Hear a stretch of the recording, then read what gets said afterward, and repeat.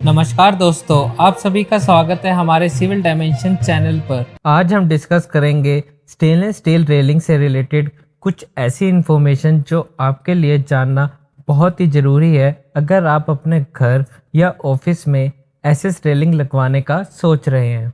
आज हम अपने टॉपिक में कवर करेंगे कुछ इम्पोर्टेंट पॉइंट जैसे एसएस 202 और 304 में क्या अंतर है, एसएस 202 304 का यूज़ कहाँ करें, स्टील को कैसे चेक करें 202 ग्रेड है या फिर 304 ग्रेड, और साथ ही मटेरियल रेट और लेबर रेट क्या है।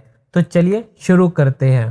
फ्रेंड्स, लास्ट वीक मैंने कम्युनिटी टैब में एक पोस्ट डाला था जिसमें मैंने आपसे नेक्स्ट टॉपिक के लिए सजेशन पूछा था। सो अगर आपने अभी तक वोट नहीं किया है तो प्लीज़ इस वीडियो को देखने के बाद ज़रूर वोट करें और मेरी हेल्प करें, और साथ ही में मैं कुछ टिप्स भी डिस्कस करूँगा। So please do like and comment there. Thank you.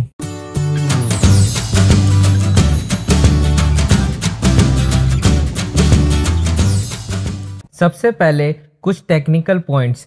अगर आप इंटीरियर में रेलिंग लगवा रहे हैं तो रेलिंग की स्टैंडर्ड हाइट रखिए 3 फीट, और अगर एक्सटीरियर में लगा रहे हैं तो रेलिंग की स्टैंडर्ड हाइट रखिए 3 feet 6 inches for safety point of view. दूसरा पॉइंट है डिज़ाइन।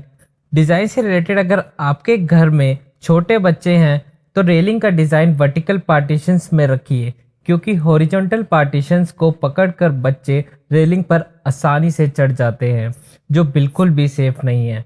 इस इमेज की मदद से आप समझ ही गए होंगे। वैसे तो एसएस में बहुत से ग्रेड आते हैं, पर हम सिर्फ एसएस 202 और 304 ग्रेड की ही बात करेंगे, क्योंकि इन दोनों मटेरियल का ही ज़्यादातर यूज़ किया जाता है। तो चलिए जानते हैं इन दोनों में क्या अंतर है। इस टेबल की मदद से आप समझ सकते हैं। स्टेनलेस स्टील 202 ग्रेड में मैग्नीज कंटेंट 7.5 to 10% तक होता है और निकल कंटेंट 4 to 5% तक। वहीं स्टेनलेस स्टील 304 में मैग्नीज कंटेंट 2% और निकल कंटेंट 8 to 10.5% तक होता है। आसान भाषा में जितना ज़्यादा निकल कंटेंट होगा उतना ज़्यादा स्टील करोजन या रस्ट प्रूफ होगा, इसलिए एसएस 304 को 202 से अच्छा माना जाता है। नेक्स्ट पॉइंट है एसएस 202 और 304 ग्रेड रेलिंग का यूज़ कहाँ करें। मेरी राय यह है कि आप 202 ग्रेड का यूज़ इंटीरियर में और एसएस 304 ग्रेड का यूज़ एक्सटीरियर में करें, क्योंकि अगर 202 ग्रेड आपने एक्सटीरियर में लगा दिया तो वह बारिश के पानी या फिर मॉइस्चर से धीरे धीरे जल्द ही रस्ट पकड़ने लगेगा और वो ख़राब हो जाएगा। वहीं दूसरी तरफ इंटीरियर में ऐसी कोई प्रॉब्लम नहीं होती। ऐसा कर आप अपने पैसे भी बचा सकते हैं। Next point is 202 grade steel और 304 ग्रेड स्टील में अंतर कैसे पता लगा सकते हैं। इसके दो तरीके हैं। सबसे आसान तरीका है स्टील पाइप पर मोहर या स्टैम्प चेक करना।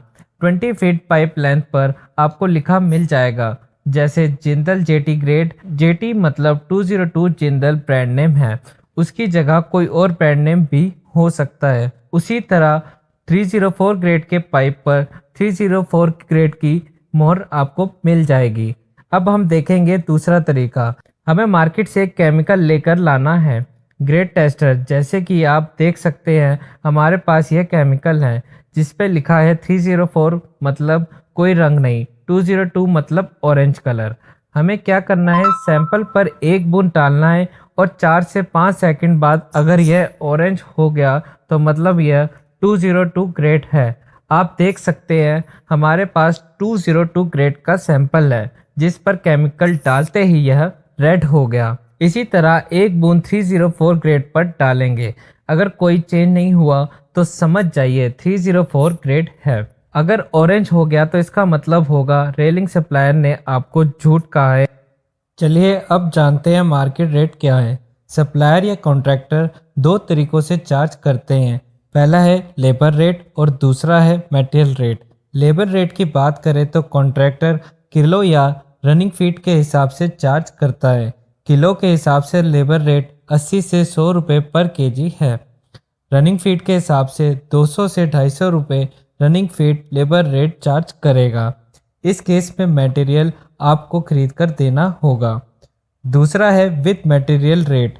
मटेरियल के साथ SS202 में रेलिंग 350 से 375 रनिंग फीट चार्ज करेगा और 304 ग्रेड में 500 से 550 रुपये रनिंग फीट में कॉन्ट्रैक्टर चार्ज करेगा। अब कुछ टिप्स जो आपको ध्यान रखनी चाहिए। First is use 16 gauge in railing. Market में 14, 16, 18 गेज में रेलिंग पाइप अवेलेबल है, पर आपके लिए 16 गेज पाइप बेस्ट रहेगा। ये सेफ और ड्यूरेबल है। सेकंड इज चीटिंग से बचने के लिए बार बार कॉन्ट्रैक्टर के मटेरियल को चेक करते रहें। For example grade of material and thickness, हो सकता है वह 304 की जगह 202 ग्रेड लगा दे या फिर 16 गेज की जगह 18 गेज लगा दे। Third is waste cutting piece को संभाल कर रखें। कबाड़ी इन्हें 40 से 50 रुपए किलो के हिसाब से वापस खरीद लेता है। दोस्तों, आशा करता हूँ आपको यह वीडियो पसंद आया होगा, तो लाइक, शेयर और सब्सक्राइब जरूर करें।